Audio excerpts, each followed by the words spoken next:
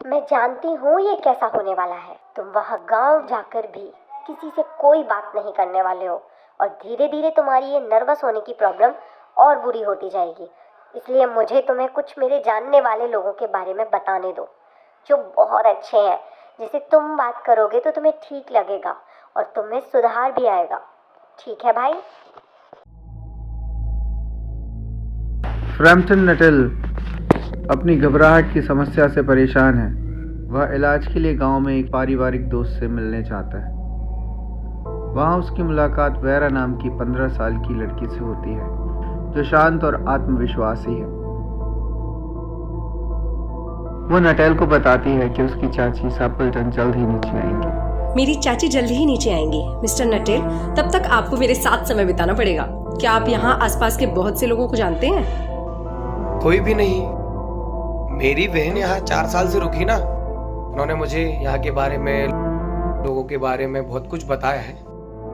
नटेल की बहन ने उसे बताया था कि उसको देहात में बहुत कम लोग मिलेंगे। वो वहाँ और दुखी हो जाएगा और उसकी हालत पहले से भी खराब हो जाएगी। इसलिए उसको कुछ लोगों के नाम देती है जिनको वहाँ वह जानती है। उनमें से कुछ काफ़ी अच्छे थे जिनसे मिलकर नटेल बेहतर महसूस कर सकता है। यंग वेरा एक कॉन्फिडेंट और क्लेवर लड़की है जो मिस्टर नटेल को मिसेस सैपल्टन की अनुपस्थिति में कंपनी दे रही है। तब तो आप मेरी चाची के बारे में भी कुछ नहीं जानते होंगे।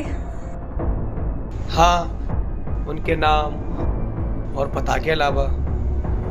उनके साथ 3 साल पहले एक ट्रेजेडी हुई थी, उसके बारे में भी आप नहीं जानते होंगे। ये आपको थोड़ा अजीब लग रहा होगा कि हम अक्टूबर की दोपहर में भी विंडो वाइड ओपन करके बैठे हैं। उस खिड़की के बाहर 3 साल पहले एक दिन उनके पति और उनके 2 छोटे भाई अपने बंदूकों के साथ दिन में शिकार के लिए गए थे, पर वो फिर कभी वापस नहीं आए।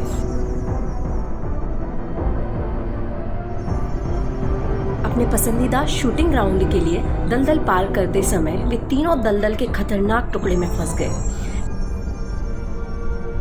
जानते हैं, वो एक भयानक उमस भरी गर्मी थी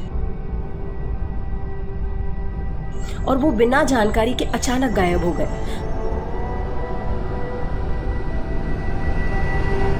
उनकी लाशों तक का कहीं पता नहीं चला, जो इस ट्रेजेडी का सबसे भयानक हिस्सा है। बेचारी चाची हमेशा सोचती हैं कि वे किसी दिन तो वापस आएंगे। ये और लिटिल ब्राउन स्पेनियल जो उनके साथ खो गया था, एक दिन उस खिड़की से वैसे ही चले आएंगे जैसे वो आया करते थे। इसलिए हर दिन शाम ढलने तक खिड़की खुली रखी जाती है। बेचारी चाची वो अक्सर मुझे बताती हैं कि वे कैसे बाहर जाते थे।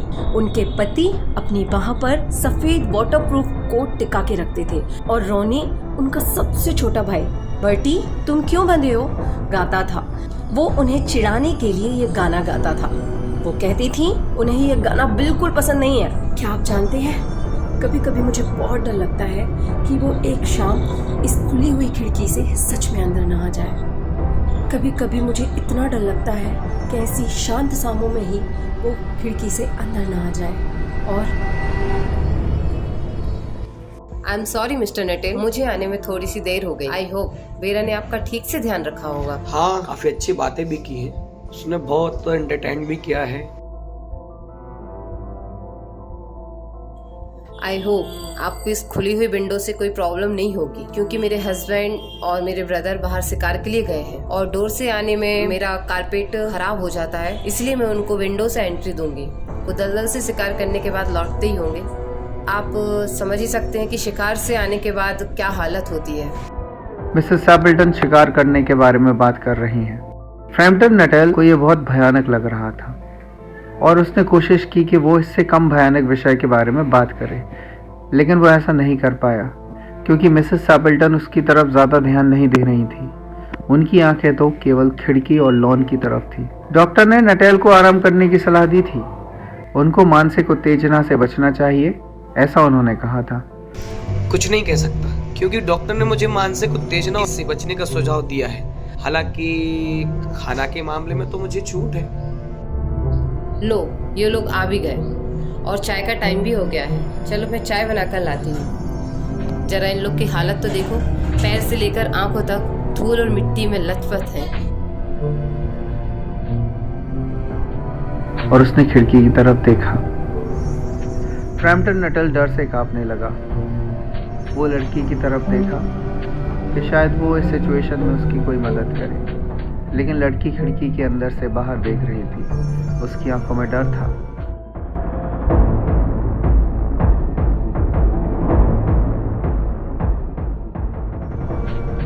अरे मिस्टर नटल बिजली की रफ्तार से कहाँ गायब हो गए?